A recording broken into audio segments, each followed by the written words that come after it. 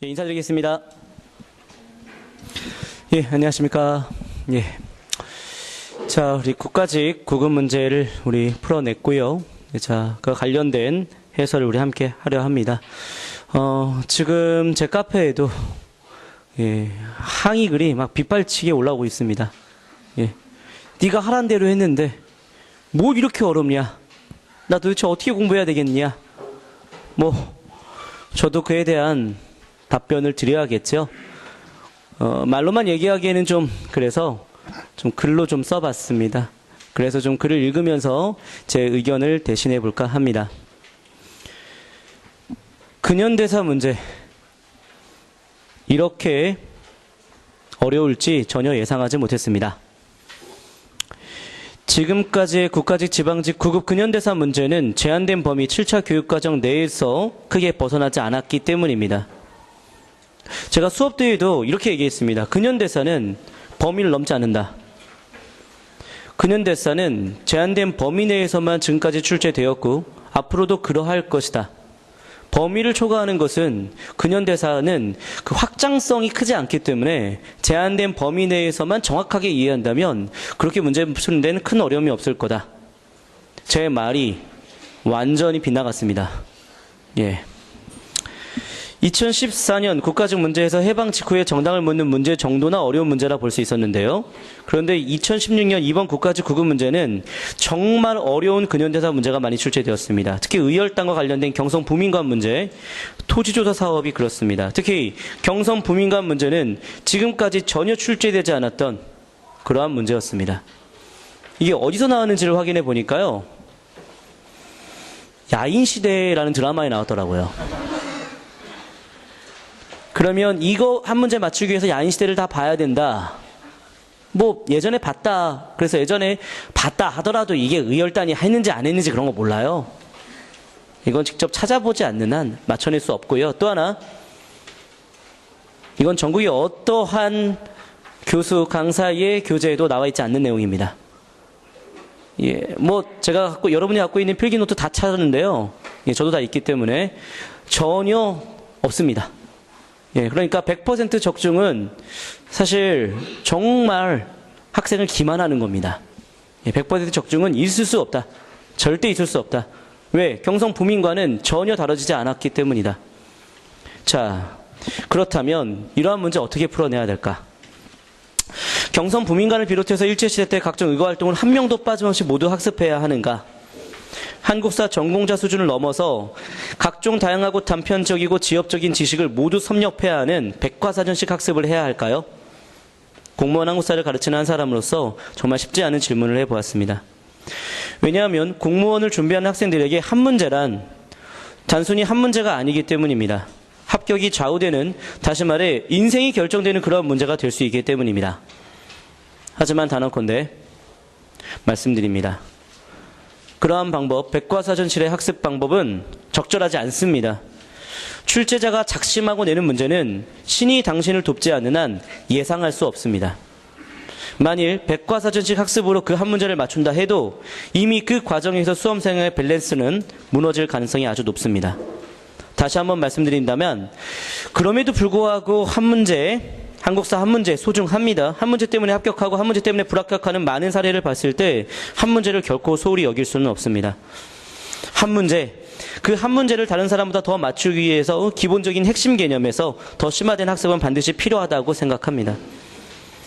하지만 여기서 심화된 학습은 9급, 7급, 그리고 기타 직렬의 문제, 사복직, 교육행정직, 기상직 등등 여기서 다루고 있는 범위 내에서 학습이라 생각합니다. 한 문제를 더 맞추기 위해 국사편찬회에서 출판된 한국사 전공서적 40권을 여러분에게 다 소개하는 것이 과연 옳은 방법일까요? 솔직히 말씀드립니다. 공무원 한국사를 가르치는 한 사람으로서 제가 가르친 부분이 100% 적중되지 못한 점, 그 점은 진심으로 미안한 마음이 듭니다. 출제자가 작정하고 내는 문제 어떻게 적중할 수 있는가? 이렇게 반문할 수 있겠죠. 하지만 출제자가 작정하고 내는 문제를 우리가 수업정에 다루었다면 그 얼마나 기쁘겠습니까? 그런 점에서 이번 국가직 구급 문제는 많이 안타깝고 미안한 마음이 들게 만듭니다. 그럼 앞으로 저는 어떻게 가르쳐야 할까요? 학생을 합격시키기 위해서 어떻게 가르쳐야 할까요? 싱거운 답변입니다만 지금 하던 대로 하겠습니다. 우리는 기본반과 심화 수업을 통해 개념학습을 마쳤고 작년 11월부터 4월까지 2000문제 이상의 문제를 풀어냈습니다. 그리고 2016년 사회복지직 실제 시험을 안 본 학생들을 대상으로 구급 문제 풀기 했는데 98명의 수험생이 80점 이상을 득점하였습니다. 이번 국가직 문제가 상당히 어려웠기 때문에 결국 합격선도 내려갈 것이며 이렇게 공부한 우리 수험생이 결코 상대적으로 불리하진 않을 거라고 확신합니다. 결국엔 상대평가라는 얘기잖아요. 고득점 맞으면 좋겠다 하지만 합격선이 한 80, 85점대가 됐을 때 90, 95점이면 문제가 쉽게 나왔을 때 100점보다 훨씬 더 유리하게 된다는 얘기인 거죠. 그래서 그 점을 저는 좀 강조하고 싶었습니다. 따라서 한국사 학습 범위를 무리하게 확장하지는 않겠습니다. 한 문제의 소중함을 알지만 한 문제를 더 맞추기 위해 다른 과목과의 밸런스를 결코 깨트리고 싶지 않습니다. 쉽게 출제되었을 때와 어렵게 출제되었을 때 어떤 상황에서도 상대적으로 우위를 점하는 것, 이것이 제가 생각하는 한국사 학습 전략입니다. 맞춰야 하는 문제는 모두 맞추고 실수는 절대로 하지 않도록 출제자가 작정하고 낸 문제는 이번 국가직의 경우는 한 3개 정도로 봅니다만 어떻게든 맞출 수 있도록 본인의 능력을 최대한으로 발휘하는 것, 이게 여러분들이 앞으로 시험 볼 지방직 합격의 저는 전략이라 생각합니다. 이렇게 되기 위해서는 지금까지 축적된 지식을 다시 확인해 보아야 합니다. 그래야 실수를 줄이고 시간도 단축시킬 수 있겠죠. 그리고 지방직 시험도 국가직 난이도로 나올 것을 대비해서 학습 범위를 지금 배운 내용의 약간 10% 정도는 넓힐 생각입니다. 무리하게 확장하지는 않습니다만 배웠던 내용만 똑같이 다루는 것이 아니라 약간 10% 정도는 좀 확장이 필요하지 않을까 생각을 해보겠습니다. 그리고 아직까지 다루지 않은 다양한 기출을 통해서 문제 해결력을 끝까지 극대화시킬 것입니다. 영화 최종병기 활에서 이런 대사 나옵니다. 바람은 계산하는 것이 아니다. 극복하는 것이다. 공무원 시험은 예상할 수 없습니다. 전혀 예상할 수 없는 작정하고 낸 문제가 나오기 때문이죠. 하지만 어떠한 문제가 나오더라도 대응할 수 있는 능력을 키우는 것, 그것이 제가 할 일이라고 생각합니다. 반드시 당신을 합격시키고 싶습니다. 어제 새벽에 4시에 썼던 글입니다. 약간 좀 의미심장한 글이라는 느낌을 좀 받나요? 예, 저도 좀 작정하고 썼던 글이라는 느낌을 좀 받나요? 많이 미안합니다만서도 어떻게든 고난이도 문제, 예상할 수 없었던 문제가 나왔을 때 맞추게 하는 것, 그 과정, 마지막 지방직 시험 대비 때 해야 될 일이 아닌가 싶었습니다. 여러분들 작년 국가직 해설 강의 할 때 인무렵 때 있었던 일인데요. 잠깐 그 상황 얘기 좀 드려볼게요. 제가 작년 국가직 해설 강의 했을 때 디스크가 파열됐습니다. 혹시 얘기 들어보신 분들 있을 텐데요. 근데 디스크가 파열된 상태에서 걷기가 어려운 상태에서 어떤 학생 한 명이 상담을 요청했습니다. 울면서 상담을 했던 학생이었습니다. 무려 1시간 이상을 상담했던 학생이었고요. 결국에는 저는 그 상담 끝난 다음에 더 고통스럽게 집에 가게 되었습니다. 집에 가자마자 결국에는 응급실에 가게 되었고요. 그래서 바로 입원을 해서 일주일 동안 병원에 있었던 기억이 납니다. 그 학생 어떤 결과일지가 굉장히 궁금했죠. 왜냐하면 결국엔 그 1시간의 상담은 제 디스크 파열과 맞바꾸는 시간 아니었습니까? 꼭 합격했으면 좋겠다 싶었는데 결국에는 합격을 이뤄내더라고요. 그래서 그렇게 마지막까지 상담한 그 학생, 그 상담이 결코 의미 없는 것이 아니었구나, 아주 큰 소중한 시간이었구나 라는 생각이 좀 들었어요. 제가 여러분한테 드리고 싶은 말씀입니다. 국가직은 끝났습니다. 좋은 결과를 낸 분도 있겠고 그렇지 않은 상황도 있을 텐데 어쨌든 여기는 부산 아닙니까? 또 여기는 또 부산에 지방직에 합격할 생각을 갖고 있는 분들이 또 있지 않겠습니까? 그러면 지나간 건 지나간 것, 그리고 앞으로의 지방직을 위한 그 과정에만 좀 초점을 맞췄으면 좋겠습니다. 반면교사 삼고 문제 풀어낼 때에 더 극대화시킬 수 있는 능력, 또 이 시간을 통해서 또 터득해내고 그렇게 하나 더 올려가는 과정에서 결국에는 합격을 만들어내는 것이 아닐까 싶습니다.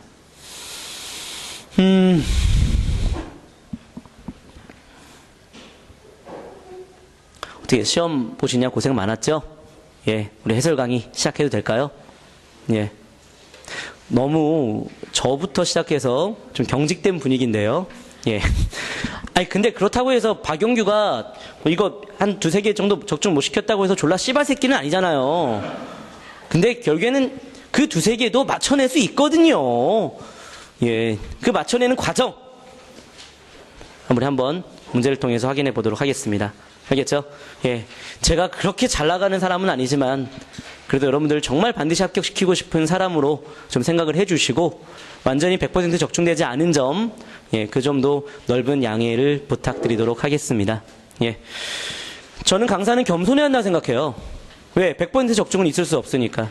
그런데 학생한테 한 문제 한 문제는 얼마나 소중합니까? 그래서 항상 시험 볼 때마다 겸허하게 학생들한테 다가가고, 반성할 건 반성하고, 또 앞으로의 해야 될 것들은 또 다짐해 나가면서 그렇게 학생들한테 다가가야 한다는 생각을 해요. 예, 저 또한 그런 마음으로 지금 이 자리에 섰고요. 예, 자, 같이 함께 해설을 하면서 한 문제 한 문제 점검해 보도록 합시다. 예, 자, 1번. 가와 나에 들어갈 역사서. 이거는 좀 너무 쉬운 문제였죠. 예, 가는 우리 많이 봤죠. 고려시대 때에 가장 오래된 역사서 삼국 사기가 되겠네요. 본기, 연표, 지, 열전 이렇게 기전체 방식으로 쓰여졌던 것도 확인 가능하겠고요. 자, 두 번째 절은 충렬왕 때에 승려가 작성했기 때문에 특히 민간 설화와 불교에 대한 내용이 많았다는 것을 통해서 삼국유사 잡아낼 수 있겠죠. 자, 삼국사기는 고조선 없는 거고요. 자, 또 고구려 계승의식을 강조한 것은 바로 동명완평 같은 것이 되겠죠. 예, 삼국사기는 고구려 백제 신라 다 소개했지만 특별히 삼국사기는 신라 계승의식을 갖고 있었죠. 3번에 삼국유사가 민족적 자주의식을 고양시켰다는 것은 모르신 분은 없을 거라 생각합니다. 4번에 도덕적 합리주의를 표방했다. 삼국사기가 그러했죠. 예, 정답은 그래서 3번 되겠습니다. 우리는 삼국사기와 삼국유사를 비롯해서 고려시대 때 역사서를 원문으로 봤었습니다.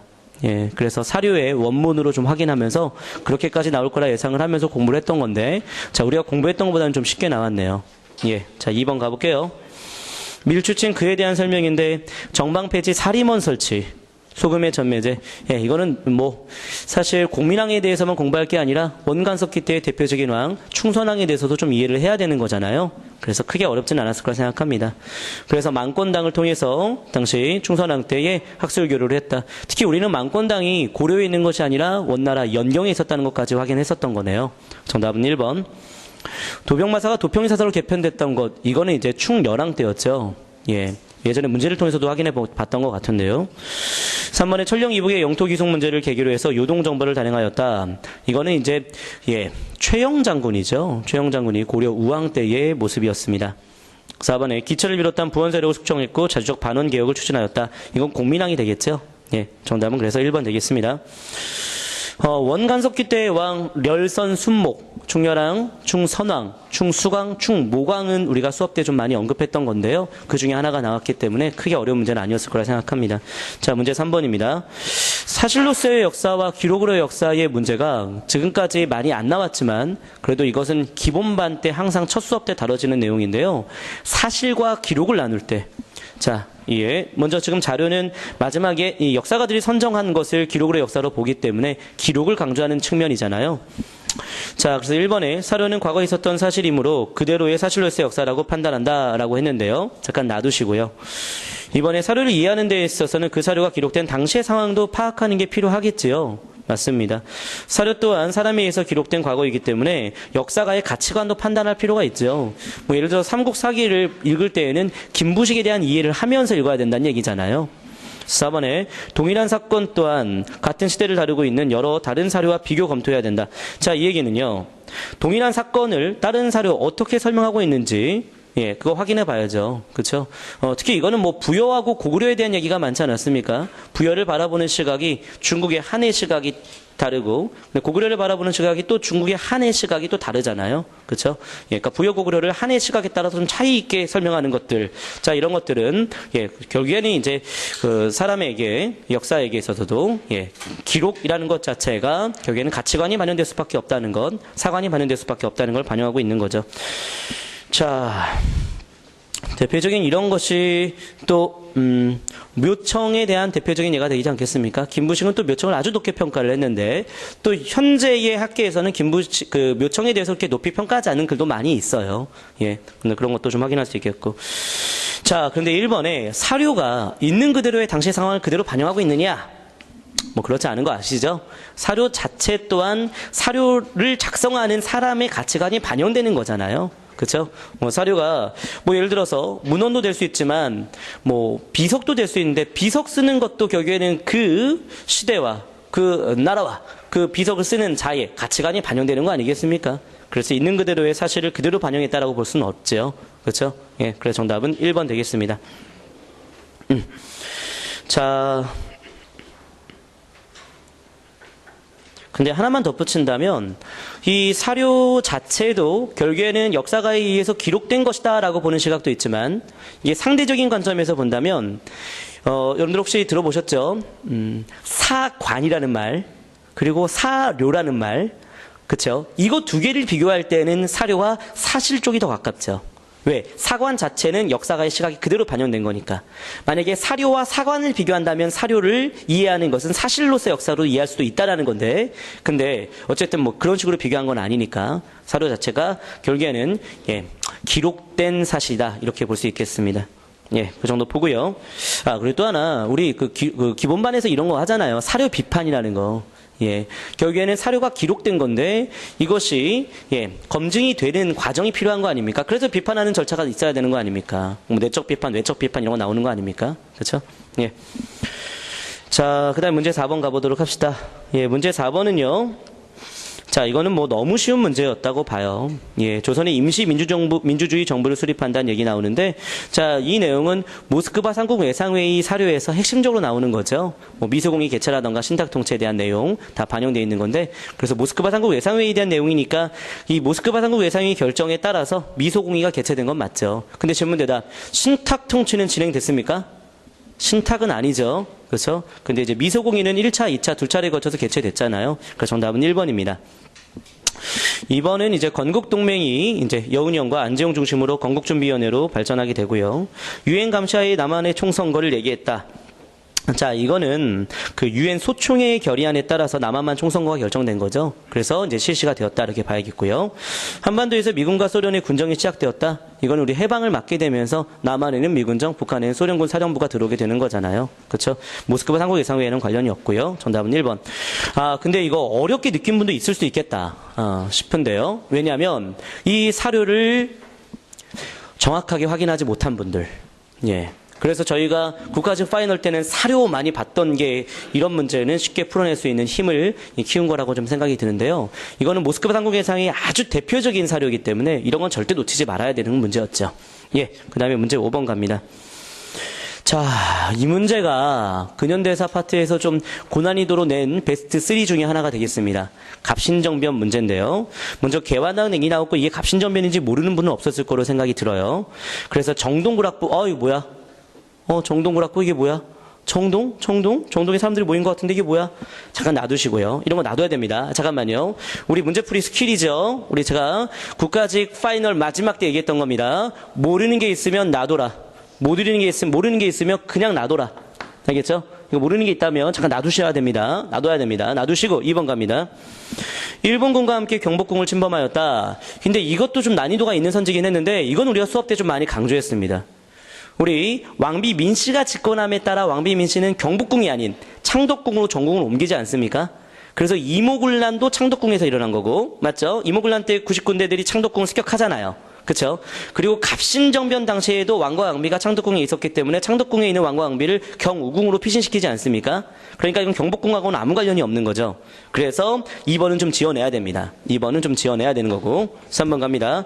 차관 도입을 위한 수신사 파견의 계기가 되었다. 갑신정변이 수신사 파견의 계기가 됩니까?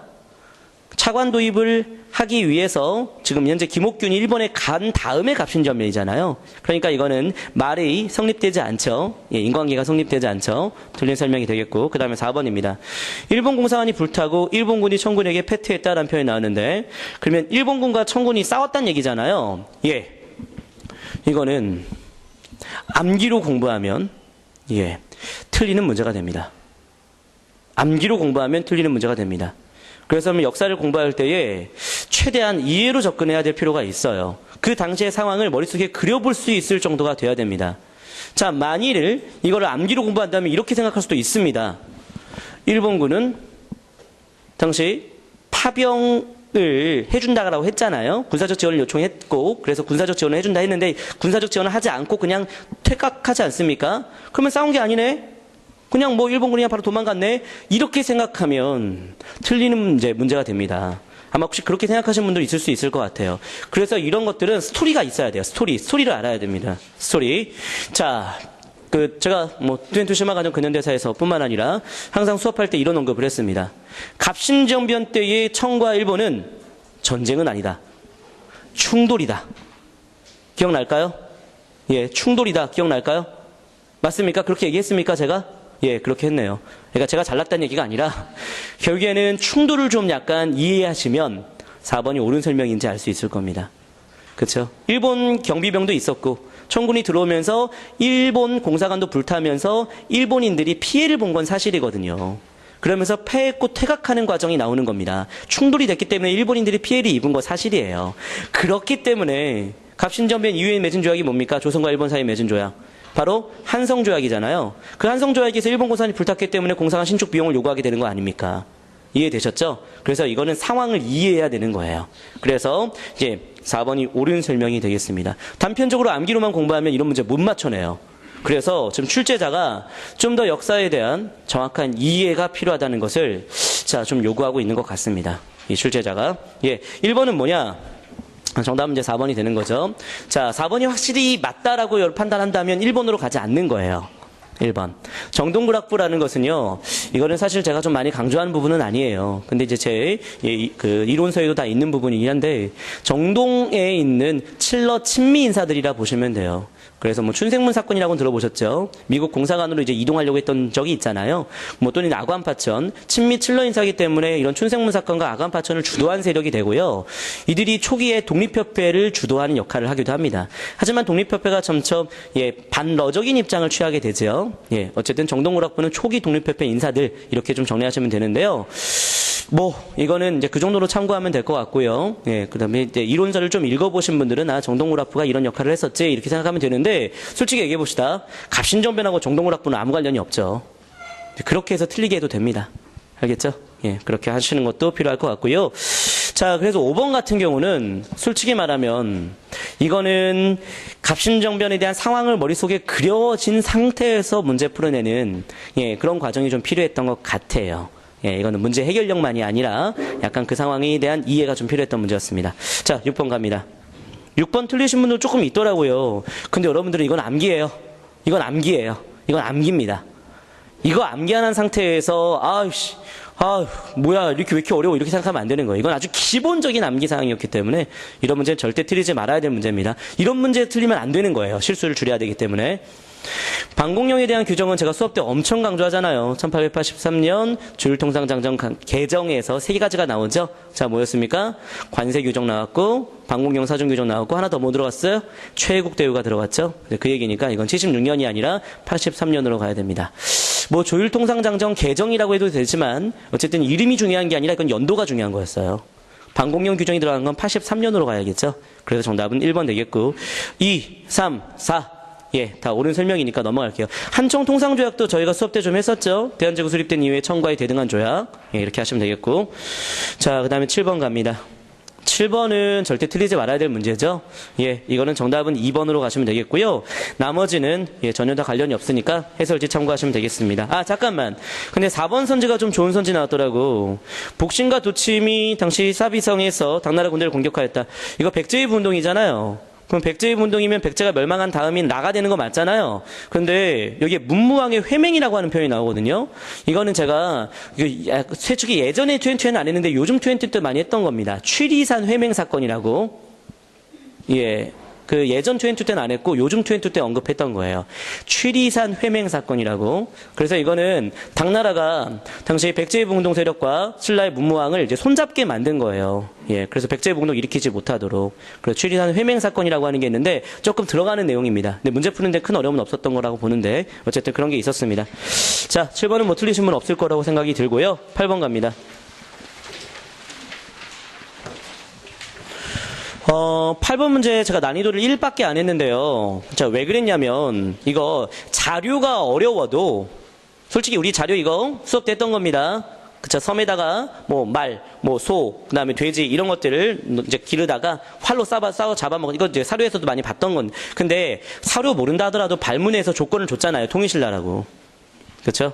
통일신라 시대 때에 이렇게 살았던 사람은 귀족이겠죠, 당연히. 그러면 통일신라의 귀족이라고 한다면 정답은 4번 되겠습니다.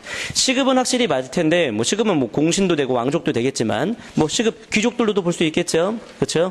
그다음에 이제 전장. 예. 전장은 아주 대규모의 농장을 말하는 거라 보면 돼요. 근데 잠깐만. 정장은 모른다도 맞출 수 있어요. 왜? 1번에 관등 승진의 상한선이 아창까지였습니까? 올라가는데 상한선 없죠? 그렇죠. 이벌창까지 올라갈 수 있죠. 그 다음에 2번에 도당 유학생은 육두품이죠. 3번에 돌무지 덧널무덤은 신라 초기인데 갑자기 통일신라 때 왜 나옵니까? 통일신라 때는 굴식 돌방무덤으로 가야죠. 화장이 또 유행했다 이런 표로 나와야겠죠. 근데 4번에 시급과 전장, 당연히 귀족들의 특권이라 볼 수 있겠죠. 전장을 모른다 하더라도 1, 2, 3번 지어내고 당연히 귀족들의 특권으로 연결하면 될 것 같습니다. 아무튼 전장은 전이 이제 밭전자가 되거든요. 예, 그래서 아주 대규모의 농장으로 보면 되는 건데, 이런 거 모른다고 해서 정답 다른 거로 고르진 않겠죠. 예, 그 다음에 이제 9번 갑니다. 반가웠습니까? 9번은 좀 반가웠어야 됩니다. 예, 왜냐하면 이건 제가 수업 때 지금까지 많이 안 다뤘다. 하지만 공부해야 된다. 그리고 일간동행에서도 제가 최근에 올려놨던 겁니다. 이거 시험 전주에 올려놓은 거예요. 일간동행에서. 예, 임진왜란의 전개과정. 혹시 일간동행 때 이거 보신 분 한번 손 들어보실래요? 예, 그래 극소수이긴 한데요.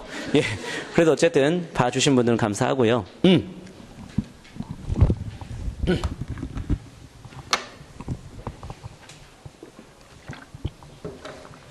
살짝 임진왜란의 전개 과정을 좀 난이도 있게 냈어요. 단순하게 임진왜란과 정유재란 비교하는 게 아니었고, 이건 임진왜란 내에서의 세부적인 전개 과정을 갔습니다. 그래서 이거 이렇게 많은 해설지들 좀 보니까 저는 해설지를 좀 늦게 쓰긴 했는데, 그리고 다른 해설지를 좀 참고한 부분도 있었습니다. 근데 다른 해설지를 보니까 이거 몇 월 달에 몇 년 몇 월 달에 막 이렇게 써놔요. 근데 솔직히 그렇게 외워서 풀었습니까? 이거 몇 년 몇 월 달 이렇게 외워서 푸신 분 있습니까? 아, 그럼 머리 뽀개지죠. 그렇죠? 근데 우리 이해로 갔죠? 예, 좋습니다. 잘했습니다. 자, 그래서 보시면 가장 먼저 들어갈 것은 먼저 옥포 한산도가 되는 거잖아요. 예, 그거 승리한 다음에 일본이 내륙으로 들어오려고 했지요. 진주로 들어오려고 했던 걸 막아내지요. 그쵸? 김시민과 곽재우였습니까? 그렇게 막아낸 다음에 조명연합군이 평양을 함락하고 그 다음에 내려오는데 결국에는 명나라는 벽제에서 패하게 되잖아요. 권유를 혼자 행주에서 지켜내지 않습니까? 그래서 행주대첩 이렇게 연결하면 되겠습니다. 자, 리디니기. 예, 좋습니다. 정답은 4번. 이제 10번 갑니다. 이거 틀리신 분은 없겠죠? 아주 기본형 문제였습니다. 예, 대동법에 대한 얘기, 대납 이런 표현 나오잖아요. 대동법은 인조 때가 아니라 언제입니까? 바로 광해군 때 처음 시행된 건 다 아시죠? 객관적인 사실 판단. 1, 3, 4 다 옳은 설명이니까 넘어갑시다. 3번은 여러분들 대동법 때 항상 하는 언급이잖아요. 대동법은 이제 정기적으로 공납을 납부하는 걸 뭐라고 합니까? 정기적으로 낸 거. 상공이잖아요. 그 상공이 바로 대동법에 따라서 이렇게 바뀐 거고, 그거 말고 별공과 진상은 대동법 시행된 이후에도 여전했던 거죠. 예, 그렇게 보시면 되겠고요. 자, 11번 갑니다. 11번도 괜찮았죠. 순도 잡아내면 되긴 했지만 어쨌든 전진과의 수교, 그쵸? 전진을 받아들인 왕, 바로 수리수리마 소수림, 불교 나와라, 율령 나와라, 태양 나와라, 수리수리마 소수림. 이 암기법 괜찮았습니까? 예, 이 암기법 혹시 시험 볼 때 생각났다 살짝? 아우, 몇 명 계셔요. 그래요, 고맙습니다만. 예. 근데 아주 극소수네요. 예. 자, 아무튼 그래도 암기법 기억해 주셔서 감사하고요. 예, 소수리망이니까, 율령 반포, 태학 설립, 정답은 3번 되겠습니다. 신집은 이제 영양왕 때 수나라 격퇴하는 과정에서 7세기쯤으로 보면 되겠고요. 진대법은 다 아시죠? 2세기 고국 천왕이 되겠고요. 자, 외에 종이와 먹을 제작 방법. 자, 이거는 담징이긴 합니다. 근데 담징의 시기까지 연결한 적은 솔직히 저는 없던 것 같아요. 담징이 호르사 금당벽화 그리면서 당시 먹이라던가 이런 거, 종이 이런 거 전해준 거는 배웠어요. 우리 고구려는 픽처, 그래서 고구려 픽처 이렇게 연결했잖아요. 그런데 얘기합니다. 저 시기 다룬 적 없어요. 자, 먼저 시기는 7세기이긴 합니다만 시기 다룬 적 없어요. 근데 하지 마세요. 왜? 3번이 확실히 맞는 얘기잖아요. 소수리망으로 연결되는 건 3번밖에 없잖아요. 그렇죠? 예, 담증은 7세기이긴 한데 그런 거 몰라도 문제 풀 수 있다는 얘기입니다. 알겠죠? 자, 12번 갑니다.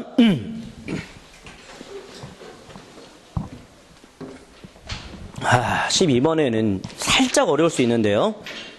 근데 제가 수업 때 우리 문제 정말 많이 풀어냈잖아요. 그렇죠? 그 과정에서 혹시 이 얘기했던 거 기억나요?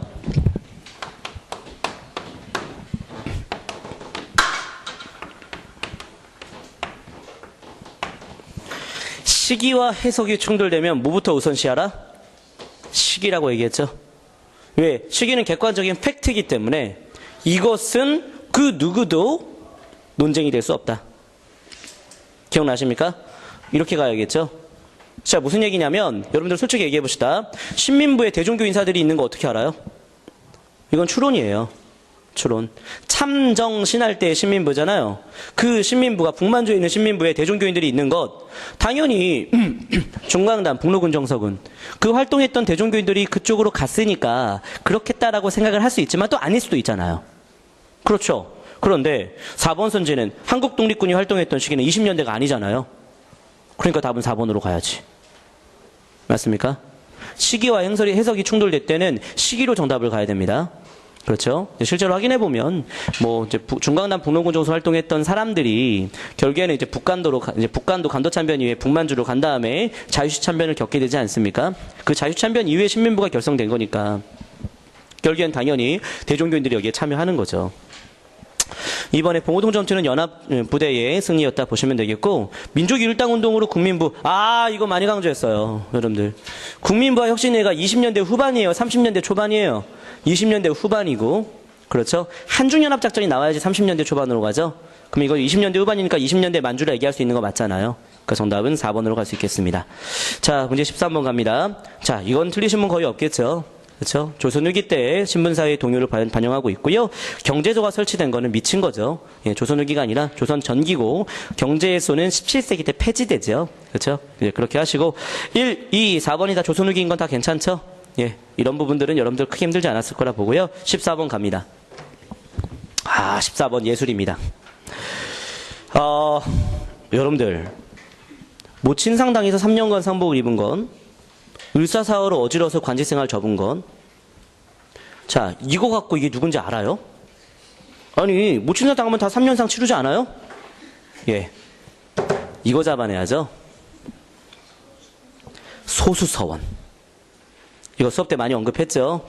주세붕의 백운동 서원의 사회권이 명종 때까지 언급했었죠? 그래서 소수서원으로 발전시켜냈다는 것은 누굽니까? 이황의 이예요. 이황이라는 거 잡아냈는데요. 예, 그렇게 하시면 됩니다. 자, 그래서요. 예, 이황에 대한 얘기인데 1번에 서리 만국론. 야, 솔직히 여러분들 서리에 대한 폐단 비판했던 거 이거는 좀 자세히 책을 좀 읽어보면 되는 부분이긴 한데 좀 솔직히 말하면 저도 좀 많이 강조 안 했던 부분이에요. 이건 조식이라고 하는 분이 좀 그렇게 했대요.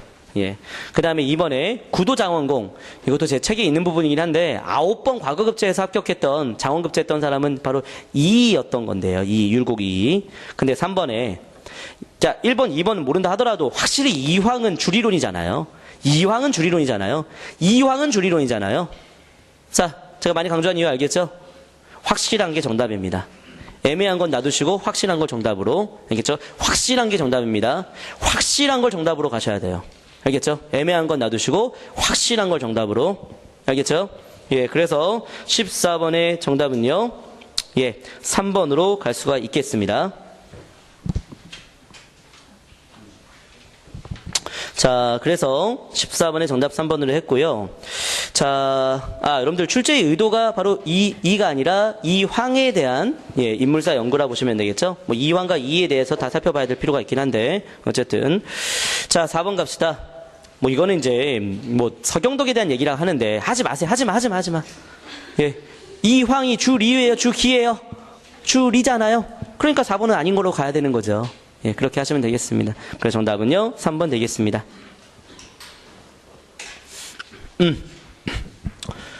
만약에 4번을 갖고 서경덕을 제시하면 답이 될 수도 있지만 2라고 제시한다고 해서 틀렸다고 얘기할 수 있을까요? 저는 그렇지 않다고 보거든요. 그래서 이게 서경덕이다 이렇게 공부하는 거 아니에요. 그냥 줄이론과 줄이론만 비교하면 되는 겁니다. 알겠죠? 근데 우리가 수업 때 줄이론과 줄이론에 대해서 정확하게 비교가 됐잖아요. 그것 갖고 가는 거예요. 알겠죠?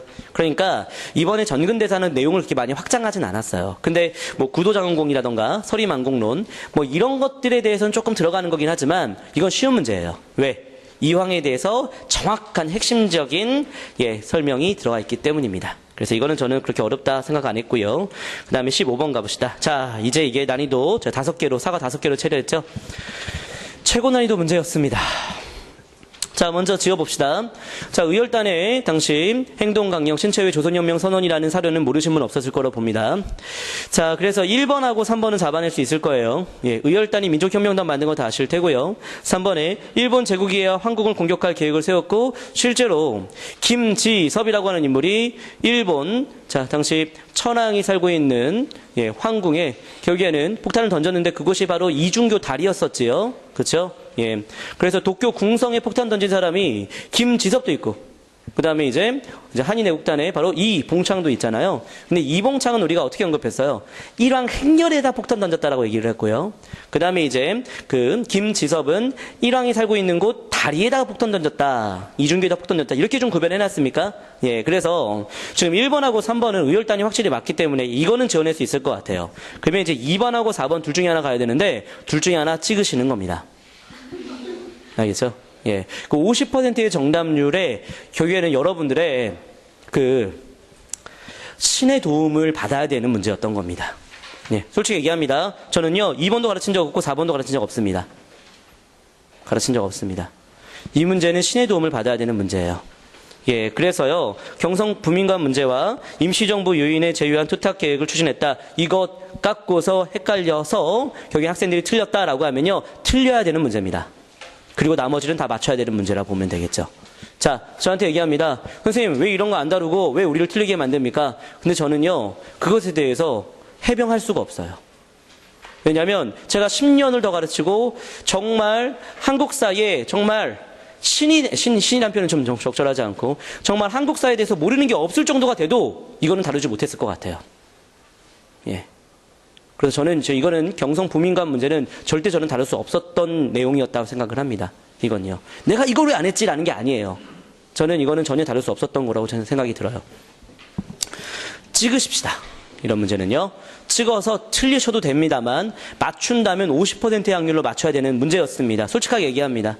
알겠죠? 예. 학생 탓할 수 없는 문제입니다. 이건 출제자가 의도적으로 틀리게 만든 문제입니다. 100점 못 맞추게 만드는 문제입니다. 예. 그리고 시중에 나와 있는 어떠한 노트에만 너무나 치중하지 않게끔 하는 문제이기도 합니다. 네. 왜냐하면 결코 이 문장이 없었거든요. 근데 이거는 뭐 다른 모든 책들도 다 적용되는 상황이긴 한데, 자, 그래도 말씀드릴게요. 자, 솔직히 저는 맞췄을까요? 저를 너무 띄엄띄엄 보는 거 아닙니까? 선생님? 저는 맞춰요. 왜냐면 저는 영어를 안 하잖아요. 저는 국어를 안 하잖아요. 그럼 한국사 어떻게든 맞춰내야지. 그렇죠. 저는 맞추긴 했어요. 저는 어떻게 생각했냐면 제가 문제 푸는 과정을 한번 말씀드릴게요. 1번과 3번은 지웠어요. 근데 2번하고 4번 뭐야 이거? 뭐야? 학생들 완전 여기도 시간 다 엄청 걸리겠네. 막 걱정이 됐어요. 그러면서 학생들 나를 엄청 탓하겠구나. 막 이렇게 걱정되면서 약간 미안하면서 초조하면서 학생들 어떻게 얼굴 보지 막 이렇게 생각함. 근데 그래도 혹시나 연상하는 학생이 있지 않을까? 신채호. 신채호는 임시정부에 활동했던 인물 맞습니까? 맞잖아요. 임시정부에서 당시 이승만이 하고 있는 많은 여러 가지 행위에 대해서 비판하면서 그 임시정부의 새로운 방향을 모색하기 위해서 국민대표회의 소집을 건의한 사람이 신채호 아니었습니까? 그렇죠. 예.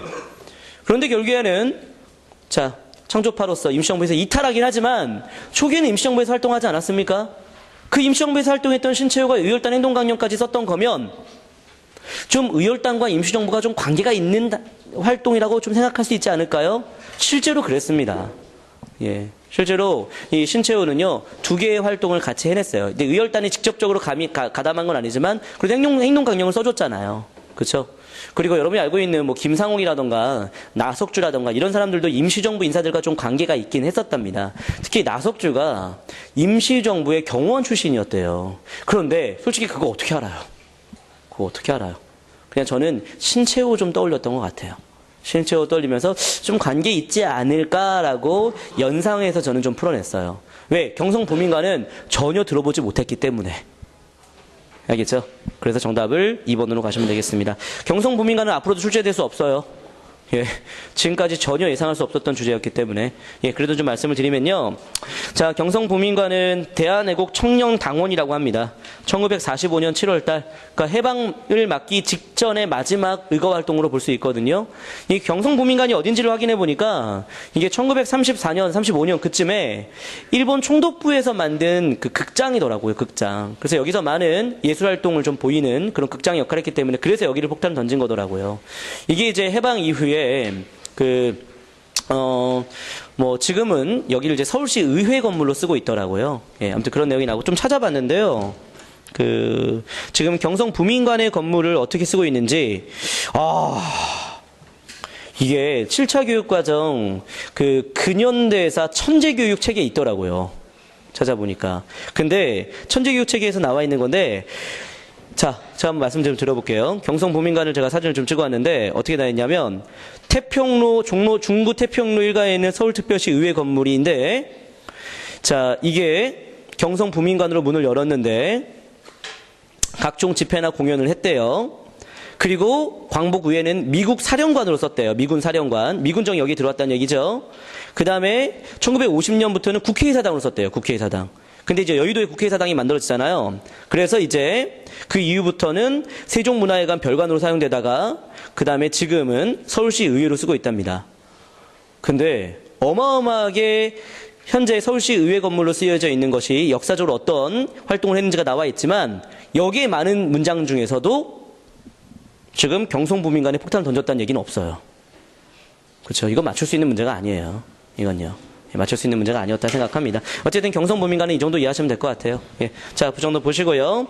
그 다음에 이제 잠깐만. 하나만 더. 그럼 15번 문제 같은 경우는 지원했건 지원했죠. 1, 3번은 지원했죠. 결국엔 2번과 4번 싸움이었잖아요. 2번과 4번 싸움이었잖아요. 우리가 수업 때 좀 이렇게 배웠어요. 전혀 모르겠다 싶으면 놔두라고 얘기했고요. 그쵸? 그 다음에 요것도 솔직히 안 배운 부분이긴 한데, 그래도 정답에 가까운 게 뭘지에 대한 좀 연상이 좀 필요했던 것 같아요. 근데 연상을 함부로 확장해서도 안 되는 부분이긴 했는데, 그래서 가장 난이도 있는 문제라고 생각을 합니다. 그래서 이거는 하나 틀려야 되는 문제였고요. 그래서 사실 이번에 국가직 9급 한국사의 만점은 저는 95점이라 생각이 들어요. 95점. 100점은 좀 사실 힘들었던 문제라 생각이 좀 듭니다. 이 문제 때문이기도 하고요. 예. 자, 그 다음에 16번 가보도록 합시다.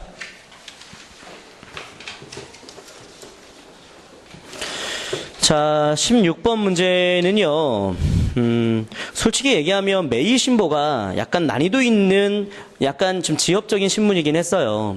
이게 이제 저도 자세히 보니까 제 책에도 있긴 하더라고요. 이승만이 당시 협성회회보 이거를 이제 확대 개편해서 만든 최초의 민간신문으로 좀 제 책에도 있긴 한데 그게 중요한 게 아니었던 것 같아요.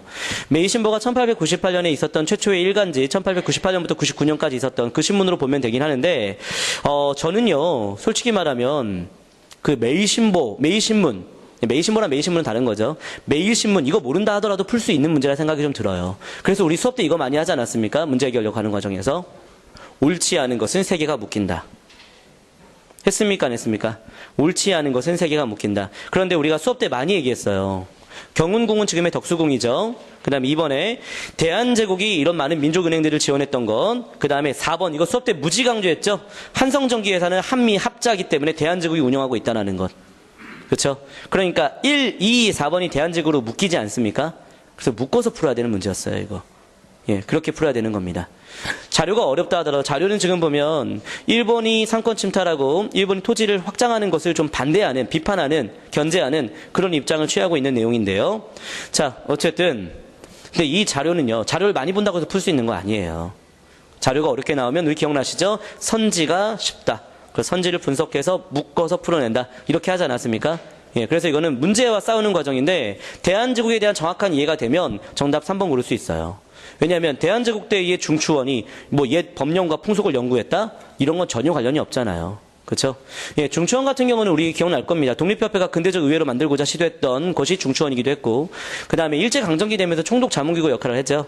그 다음에 총독 자문기구 역할을 하다가 큰 역할을 못하다가 나중에는 이 중추원이 우리나라의 풍속을 연구하는 그런 역할을 좀 했었답니다. 알겠죠? 그래서 이건 일제강점기 때 중추원에 대한 얘기니까 정답은 3번이 되는 겁니다. 자, 자료는 어려웠습니다. 근데 이거 풀어낼 수 있어야 됩니다. 이런 문제. 우리 대한제국에 대한 내용을 1, 2, 4번으로 우리 많이 언급했잖아요. 그쵸? 예, 그래서 이런 문제는 전 틀리지 않아야 된다 생각을 하고요. 좀 어려웠던 문제라고 좀 생각이 들긴 하지만 저희 학생은 좀 풀어낼 수 있는 문제가 아니었을까? 이렇게 생각해 봅니다. 자, 17번 갑니다. 여러분들 지난주 1일 특강 때 저희가 정말 4시간가량 정말 힘들게 세계문화유산에 대해서 정리해봤고 각 지역의 지역사를 정말 힘들게 우리가 공부를 해냈는데요. 한 문제도 안 나왔습니다. 네.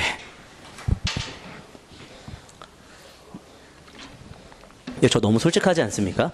네. 그런데 제가 많이 강조하는 말입니다. 적중보다 실력이다. 예. 무엇이 적중되느냐가 중요한 게 아니라 언제 시험을 봐도 합격할 수 있을 만한 탄탄한 실력을 키우는 게 저는 필요하다고 본 겁니다. 예. 그래서 여러분들 많은 해설지를 보면 항상 해설지 밑에 내가 가르친 뭐 책과 문제 중에 어떤 게 적중되었고 이런 거 다 써내요. 근데 저는 의미 없다고 봐요. 결국에는 아무리 그걸 써내도 학생이 그걸 못 맞추면 끝인 거잖아요. 그렇죠? 예. 그래서 저는 정말 중요한 건 바로 뭐냐면 언제 시험을 봐도 안정적으로 90점대 이상을 유지할 수 있는 실력이라고 생각이 들어요. 실력. 자, 제가 지난주에 했던 1일 특강 때 했던 유네스코 세계문화유산과 지역사는요. 언제나 나올 수 있는 주제입니다. 이번 국가직은 안 나왔지만 지방직에는 반드시 나올 걸로 예상이 드는데요. 안 나올 수 있지만 그 내년엔 나올 수 있을 거라 보고요. 예. 근데 여러분들 이런 마음은 조금 여러분들이 예, 좀 헤아려 줬으면 좋겠어요. 예, 강사들도 아주 치열한 경쟁이거든요. 근데 그럴수록 학생의 실력이 더 중요하다고 생각하는 그 마음은 좀 변하지 않았으면 좋겠다 생각이 들거든요. 예. 그래서 여러분들 지난주에 받았던 것들도 예, 계속해서 공부해 내시면 좋겠습니다. 근데 지난주에 혹시 이 얘기는 하지 않았습니까? 강화도에 있는 참성단 초제. 그쵸? 그 얘기는 하나 살짝 기억났을까요? 참성단 초제, 이게 풍수와 관련된 거예요. 도교 행사예요. 도교 행사잖아요. 그쵸? 예, 풍수하고는 아무 관련이 없는 거잖아요. 그래서 17번의 이의사상, 바로 뭡니까? 산세와 수를 통해서, 예, 뭔가 주택 도읍 정한다. 바로 풍수지리설 모르시는 분은 없었을 테고, 그래서 1, 2, 3, 당시에 풍수지리설이 이 역할을 했던 거 맞고요. 4번에 초제는 풍수와 관련이 없는 도교 행사라 보시면 되겠죠. 정답은 4번 되겠습니다. 고려의 초제도 그렇고 조선의 초제도 그렇고 다 도교 행사입니다. 예, 이렇게 되고요. 근데 1번이 조금 생소한 사료이긴 해요. 선지라고 해요. 이 신라 말기에 안전된 사회를 염원하는 일반 백성의 인식이 반영되었다. 신라 말기 때 굉장히 혼란스럽지만 내가 살고 있는 지역이 명당이라고 하면 좀 마음의 평안이 있지 않겠습니까? 그래서 안정된 사회를 염원하는 백성의 인식도 반영된 거 맞습니다. 자, 그 다음에 18번 갑시다. 예, 18번은 전시과 많이 얘기했죠. 그쵸. 이거는 경전전시과 문종 때가 되는데, 이것도 약간 디테일하게 공부를 좀 했었어야 되는 거예요. 자, 혹시 이거 기억나시죠? 여러분들. 이 전시과가 과거제와 밀접한 관련이 있었잖아요. 그쵸? 잠깐만요. 과거제가 어느 왕 때 시행됐습니까? 시작? 광종 때였고, 과거제가 시행되면서 사색 공복이 나오죠. 우리 이 사색 공복 암기까지 했었죠. 자, 뭐였습니까? 자비청왕이 아니라 자단비록이 되겠죠. 자단비록. 그러면 이 과거와 공복이 반영되는 게 이제 시정전시과가 되는 거잖아요. 그렇죠? 그래서 이거는 시정전시과라 얘기해야 되겠고요. 그 다음에 니은의 산직은 우리 문제를 통해서 많이 언급했죠. 이건 전직관리예요, 현직관리예요? 전직관리가 배제됐다. 예, 되겠고요. 자, 그 다음에 디귿의 전시의 지급 액수는 전부 다 계속해서 감소되는 건 당연한 얘기 아니겠습니까? 그쵸? 더 늘어날 수는 없는 거잖아요. 지금의 이제 공무원 연금이 늘어날 수 있겠습니까? 계속 줄겠죠. 그러니까 빨리 합격해야죠. 그쵸?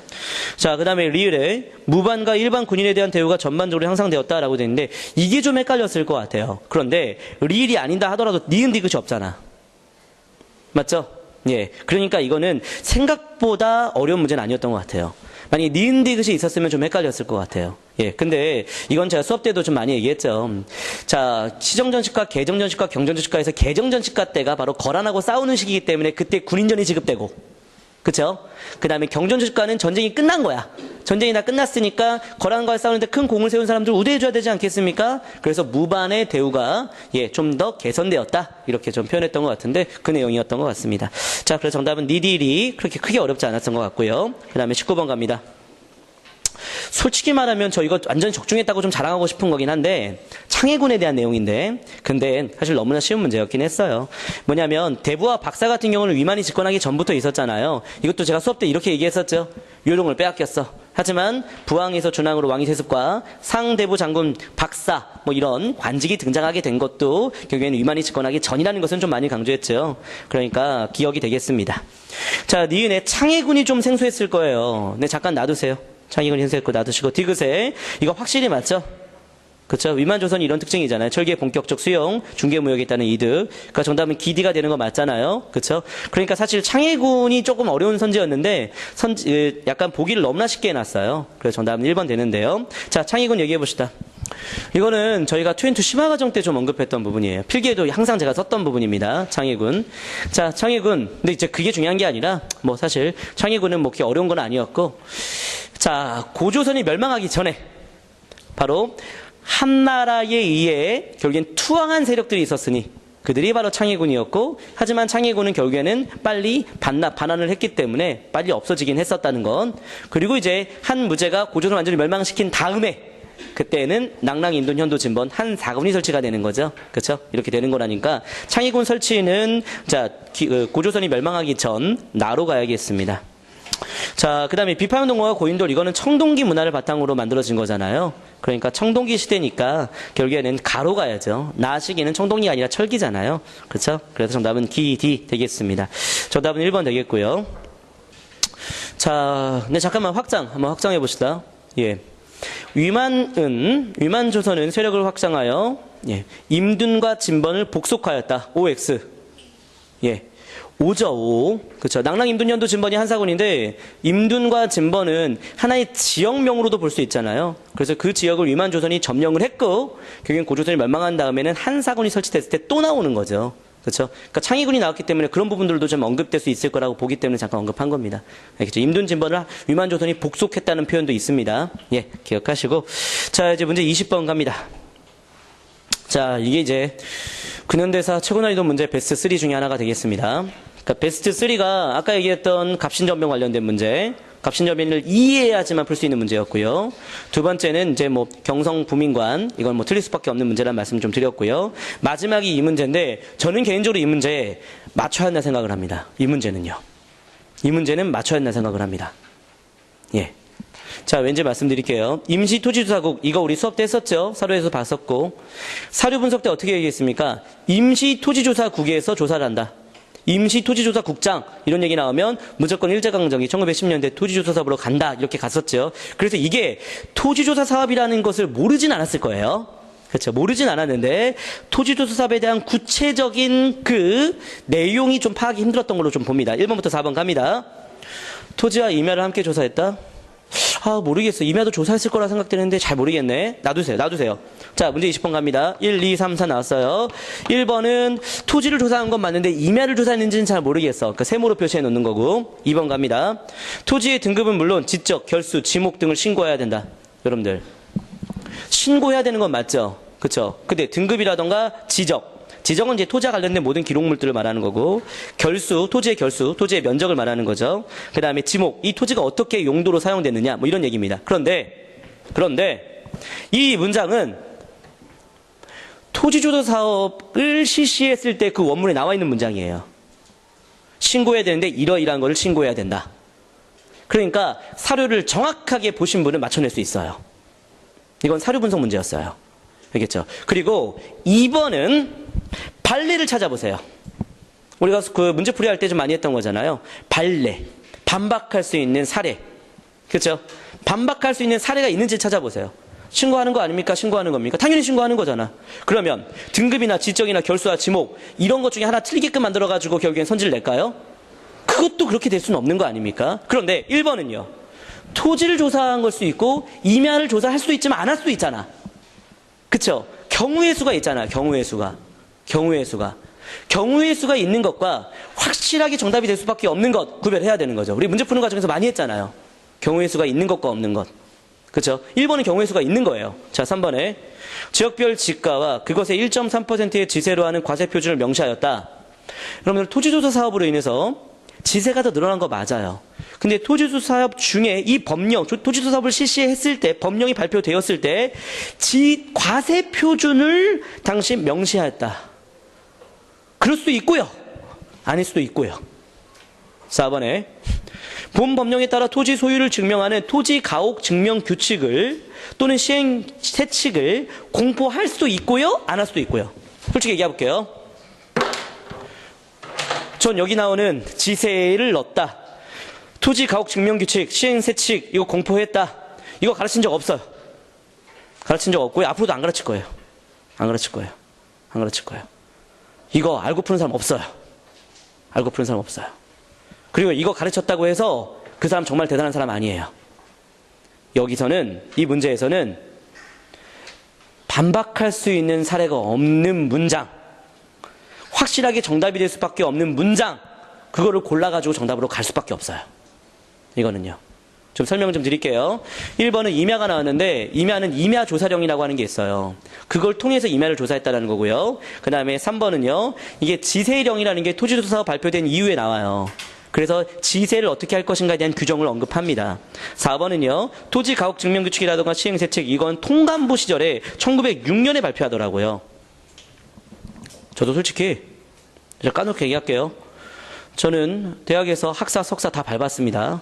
그런데 저 이거 배운 적이 없어요. 예, 배운 적이 없어요. 근데 배운 적이 없어도 저 이 문제 풀었어요. 예. 근데 여러분들도 솔직히 말하면 배운 적이 없어도 풀 수 있다고 생각을 해요. 여러분들의 지식이나 제 지식이나 거의 크게 차이가 없다고 봐요. 그런데 문제 푸는 스킬, 문제풀이 능력, 확실한 것, 반박할 수 없는 선지, 그걸 정답으로 골라가는 과정에서 답을 찍어내야 되지 않았을까 이렇게 생각을 하는데 좀 어려운 문제이긴 사실이 맞습니다. 예, 아무튼 그렇게 해서 정답은 2번으로 갔으면 좋겠습니다. 자, 어떤 학생 물어봅니다. 근현대사 너무 어려웠습니다. 그러면 선생님이 가르쳐줬던 대로 근현대사 공부했고, 하지만 근현대사 너무나 많이 틀렸고, 그러면 근현대사 공부 어떻게 해야 되겠습니까? 이런 것까지 다 공부해야 되겠습니까? 예, 토지 가옥 증명 규칙 공부해야 되는 겁니까? 제 대답은 이렇습니다. 공부하지 맙시다. 그 공부한다고 해서 그 한 문제 더 맞춘다고 해서 합격되지 않습니다. 다른 과목의 밸런스 깨집니다. 결국에는 국어와 영어를 유지하셔야 되고 선택 과목도 끝까지 유지해내야 되는데 이거 하나 더 공부하는 과정에서 결국엔 다른 공부할 시간 뺏깁니다. 그래서 이거 다른 학생 다 틀렸습니다. 예. 그리고 결국에는 다 틀리는 것 하나를 더 맞추기 위한 싸움은 문제 해결력이 있다라고 좀 말씀을 드릴 수 있겠습니다. 다양한 문제를 풀어내는 과정에서 최대한 정답으로 가는 과정, 예, 이 과정을 저희가 함께 해야 되지 않겠다 생각해 봅니다.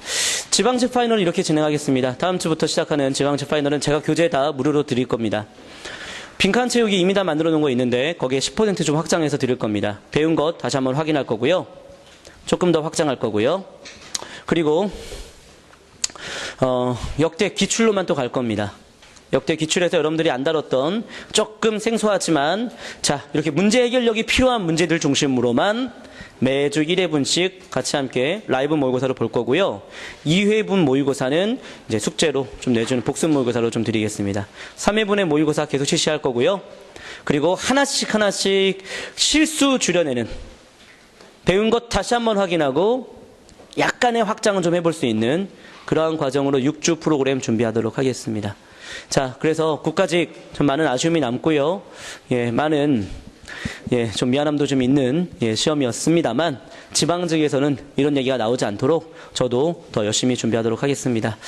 자, 여기까지 해서 지방직 그 전에 국가직 이제 9급 모의고사 해설, 9급 기출 문제 해설 마치도록 하겠습니다. 수고 많이 하셨습니다. 감사합니다.